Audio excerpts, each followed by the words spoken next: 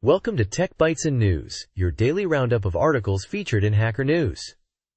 Today, we're diving deep into MillenniumDB, a graph-oriented database management system. It's still under development, but already boasts some impressive features. Exciting stuff! I'm really keen to hear about this. What makes MillenniumDB stand out from other graph databases? Is it the dual support for RDF and property graphs? Precisely. That's a huge advantage. It supports both RDF, using SPARQL, and property graphs, with its own custom query language, MQL, inspired by Cypher. This flexibility is a major selling point. Think of it.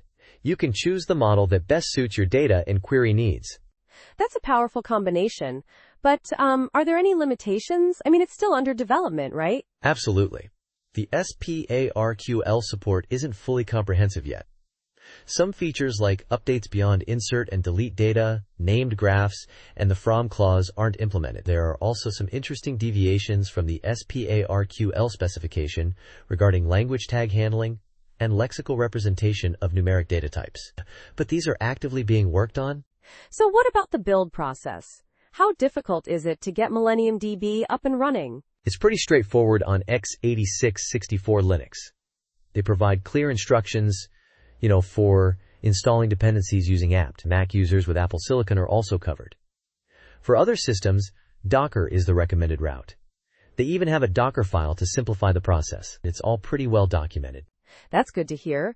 And how about querying the database once it's set up?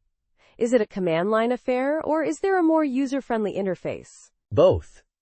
You can use a web browser interface at http://localhost port 4321/ after starting the server, which is pretty convenient. Or, for more control, you can send HTTP requests directly. They even provide a curl script for executing queries from files. Very flexible.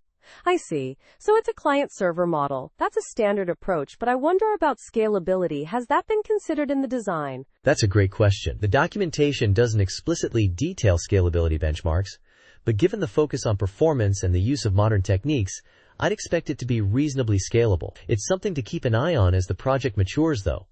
Definitely something to watch. Right, it's early days. But the fact that they're openly documenting the limitations and deviations is a positive sign. It shows transparency and a commitment to improvement. Absolutely. That transparency is crucial.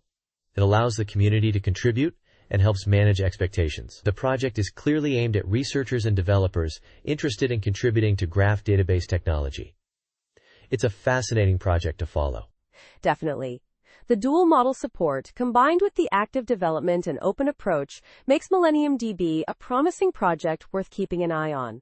Thanks for the overview. My pleasure. And that's all the time we have for today's Tech Bytes and News. Thanks for listening, and we'll catch you next time with more exciting tech updates.